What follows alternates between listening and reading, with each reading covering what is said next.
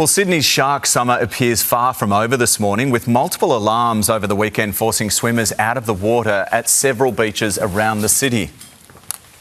That includes closures on the northern beaches at Palm Beach, Bungan Beach in Newport and Mona Vale, along with Manly and Balmoral on the harbour side, and South Maroubra in the city's east as well. And it's left swimmers wondering, is this just the new normal? Well, for more, we're joined by Dr Chris Pepperneff, shark and public policy expert at the Uni of Sydney. Good morning to you.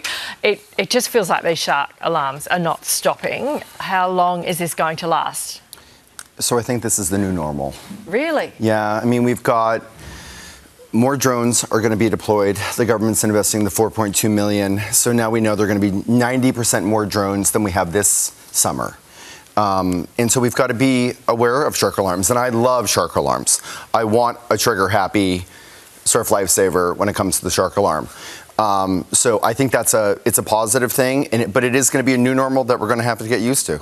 Better to be safe than sorry. Just take us through, all the warnings recently have been about the weather and how the water has been murky, there's been sewerage runoff, all of that sort of stuff, and the sharks are more active than ever. However, we're 2 weeks after that moment now, and the sharks feel more prevalent than ever. So we're not out of it yet. The conditions are better and they look better to us, but they're not exactly resettled. The ocean hasn't completely resettled from the big storm and whatnot.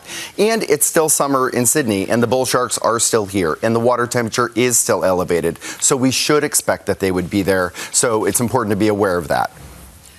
We've seen some big bull sharks caught in Sydney waters recently. Is that helping or hindering?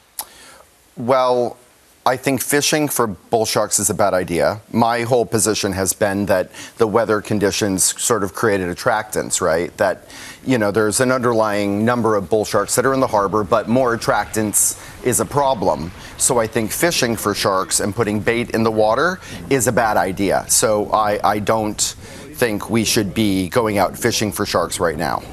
A lot of people are saying the numbers are out of control. We need a cull.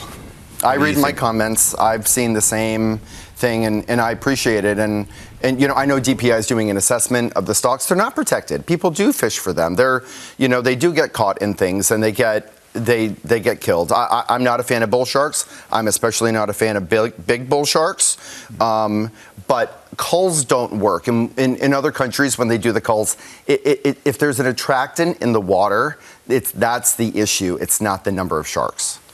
So you're saying sharks aren't protected, or you mean bull sharks? Bull sharks specifically. Okay. So any kind of cull wouldn't help?